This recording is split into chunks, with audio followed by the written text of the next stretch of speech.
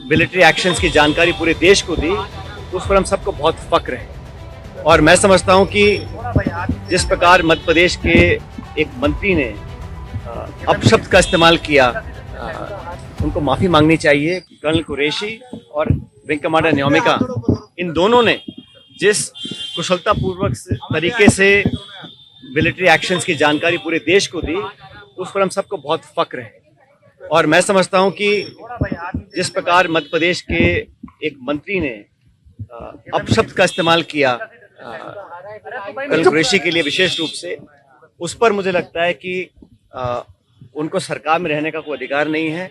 और भाजपा का जो शीर्ष नेतृत्व है, उनको माफी मांगनी चाहिए कि हमारे वीर कर्नल कुरैशी, जिनकी तीसरी पीढ़ी फौज में काम कर रही है, उनके प्रति जो अनादर उन्होंने दिखाया है वो बिल्कुल अस्वीकार्य है और माफी मांगनी चाहिए।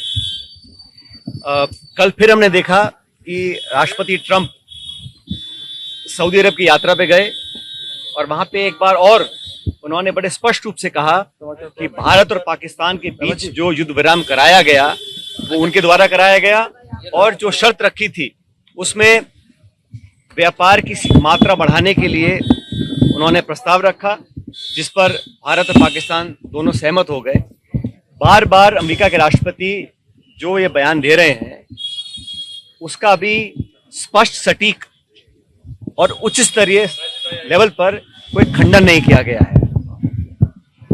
एक बात और हमने देखी कि जितनी बार भी सोशल मीडिया पर राष्ट्रपति ट्रंप ने अपना पक्ष रखा है इस पूरे मुद्दे को लेकर, उन्होंने एक बार भी आतंकवादी शब्द का इस्तेमाल नहीं किया, उन्होंने टेररिज्म का इस्तेमाल नहीं किया, उन्होंने कहीं भी पाकिस्तान द्वारा दशकों से नामी गिरामी विश्व प्रसिद्ध आतंकवादियों को जो पनाह दी है, और जो भारत में लगातार मुंबई से लेकर पुलवामा और पहलगाम में जो आतंकवादी हमले हुए हैं, उस पर पाकिस्तान का जो प्रूवन ट्रैक रिकॉर्ड है, उस पर एक शब्द नहीं कहा।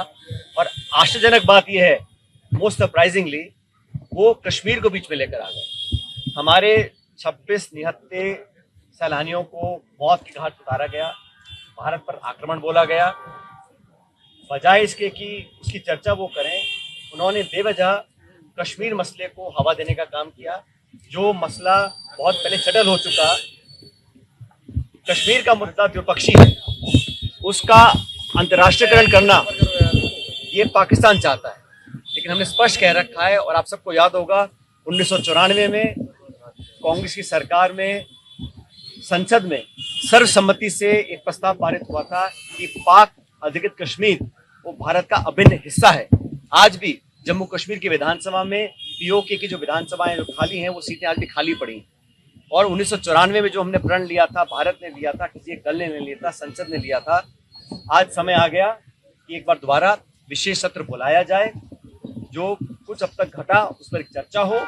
और मैं तो मानता हूं कि 1994 का जो प्रस्ताव था कि पीओके को हमें वापस लेना है, उसको दोबारा पारित किया जाए, क्योंकि लगातार ऐसी संभावनाएं बढ़ रही हैं कि कश्मीर को इंटरनेशनलाइज किया जा रहा है। और ये अमेरिका बोल रहा है कि हिंदुस्तान पाकिस्तान की कहीं हम एक न्यूट्रल साइड मीटिंग करवाएंगे, तो ये मीडिएशन, थर्ड पार्टी इन्वॉल्वमेंट, ये भारत की दशकों पुरानी जो स्टेटेड पॉलिसी है उसके विपरीत जाता है। इसलिए 1994 के जो हमने प्रस्ताव पारित किया था, उसको दोबारा पारित करने का समय आ गया, ताकि पूरा विश्व देख सके कि पीओके के मुद्दे पर, आतंकवाद के मुद्दे पर, आतंकवाद को जड़ से खत्म करने के मुद्दे पर पूरा भारत एक है। वर्तमान सरकार को अप्रत्याशित समर्थन कांग्रेस ने दिया, विपक्ष ने दिया, और 140 करोड़ लोग आतंकवाद को जड़ से खत्म करने के लिए संकल्पित हैं। इसमें कोई किसी को डाउट नहीं होना चाहिए। लेकिन दुर्भाग्यवश जो घटनाक्रम हुआ, उससे बहुत सवाल उठ रहे हैं। और जिन 4 आतंकवादियों को इंडियन एजेंसीज ने आइडेंटिफाई किया है, जो मैंने देखा मीडिया में, उनका क्या अभी स्टेटस है, उनमें से कितनों को हमने न्यूट्रलाइज किया है या कितनों को हम पकड़ पाए हैं, इस पर भी सरकार को बात रखनी चाहिए।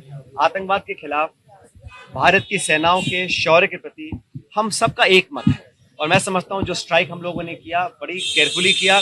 उसमें कोई सिविलियन कैजुअलिटी का टारगेट नहीं था, कोई मिलिट्री इंफ्रास्ट्रक्चर का टारगेट नहीं था। जो पहला स्ट्राइक हुआ 9 जगहों पर, वो बहुत प्रिसाइज था, और ये दिखाता है कि भारत की सेना दुनिया में सर्वोच्च सेना है।